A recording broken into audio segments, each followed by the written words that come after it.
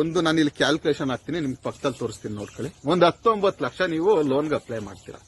So ನಿಮ್ಗೆ ನಾನು ಅರ್ಬನ್ಗೆ ತಗೊಳ್ಳೋಣ, 25% ಸಬ್ಸಿಡಿ. ಸೊ ಪಕ್ಕದಲ್ಲಿ ಹಾಕಿ ತೋರಿಸ್ತಾ ಇದೀನಿ. 19 ಲಕ್ಷ ನೀವು ಲೋನ್ ತಗೋತೀರಾ, ಹೆಚ್ಚು ಕಡಿಮೆ 9% ಬ್ಯಾಂಕ್ ಇಂಟ್ರೆಸ್ಟ್ ಇರುತ್ತೆ. ಸೊ ಬ್ಯಾಂಕ್ ಇಂಟ್ರೆಸ್ಟ್ ಅಲ್ಲಿ ನೀವು 5 ವರ್ಷಕ್ಕೆ ನೀವೇನಾದ್ರೂ ಆ ಲೋನ್ ನ ರೀಪೇಮೆಂಟ್ ಮಾಡಂಗಿದ್ರೆ ನಿಮ್ಗೆ ಇಂಟ್ರೆಸ್ಟ್ ಪಕ್ಕದಲ್ಲಿ ತೋರಿಸ್ತಾ ಇದೀನಲ್ಲ, ಇಂಟ್ರೆಸ್ಟ್ ಬಂದು 4,66,452 ರೂಪಾಯಿ ಇರುತ್ತೆ. ಸೊ ಎಲ್ಲಿ ಬ್ಯಾಂಕ್ ಅಲ್ಲಿ. ಸೊ ಈ ಬೋರ್ಡ್ ಅವರು PMEGP ಸ್ಕೀಮ್ ಅಲ್ಲಿ ಏನ್ ಮಾಡ್ತಾರೆ, 25% ಸಬ್ಸಿಡಿ. ಸೊ 19 ಲಕ್ಷಕ್ಕೆ 25% ಸಬ್ಸಿಡಿ ಅಂದ್ರೆ 4,75,000 ರೂಪಾಯಿ ಆಯ್ತು. ಸೊ ನಿಮ್ಗೆ ಸಬ್ಸಿಡಿ ನೀಡಿದಂತದ್ದು ನಿಮ್ಮ ಇಂಟ್ರೆಸ್ಟ್ ಅಮೌಂಟ್ ಏನಿರುತ್ತೆ ಅದು ಕ್ಲೈಮ್ ಆದಂಗೆ ಆಯ್ತು. ಸರಿ, ಅದಾದ್ರೂ ಕ್ಲೈಮ್ ಆಗ್ಲಿ ಅಂದ್ರೆ ನೀವು ಲೋನ್ ತಗೊಳ್ತೀರಾ ಬ್ಯಾಂಕ್ ಅಲ್ಲಿ, ಇವತ್ತು ನಿಮ್ಗೆ ಸಬ್ಸಿಡಿ 1 ತಿಂಗಳಾದ್ರೂ ಆಗ್ಬೋದು, 1 ತಿಂಗಳಾದ್ರೂ 2 ತಿಂಗಳಾದ್ರೂ ಆಗ್ಬೋದು, 5 ತಿಂಗಳಾದ್ರೂ ಆಗ್ಬೋದು.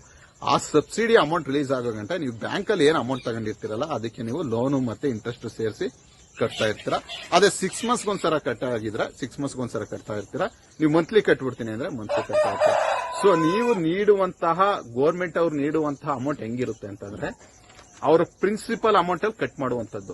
ಸೊ ಒಂದಷ್ಟು ಜನಕ್ಕೆ ಅರ್ಥ ಆಗುತ್ತೆ ಅನ್ಕೊಂಡಿದೀನಿ.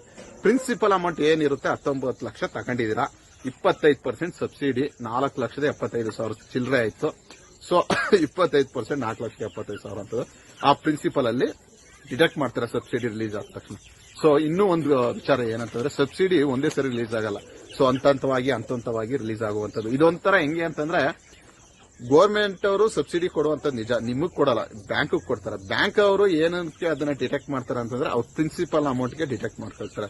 ಸೊ ಒಂಥರ ಬಡ್ಡಿ ಇಲ್ದೇರ ಸಾಲ ಕೊಟ್ಟಂಗೆ ನೀವು ಬಡ್ಡಿ ಇಲ್ದೇರ ದುಡ್ಡು ತಗೊಂಡು ಅದನ್ನ ತಿಂಗಳು ಕಟ್ಟತ್ತಾರ. ಸೊ ಒಂಥರ ಬಟ್ ಕ್ಯಾಲ್ಕುಲೇಷನ್ ಎಲ್ಲ ಬಡ್ಡಿ ಸೇರ್ಸೆ ಬರ್ತಾ ಇರುತ್ತೆ. ಅವ್ರ ಪ್ರಿನ್ಸಿಪಲ್ ಅಮೌಂಟ್ ಅಲ್ಲಿ ಕಟ್ ಮಾಡ್ಕೊಬಿಟ್ಟಿರ್ತಾರಲ್ಲ.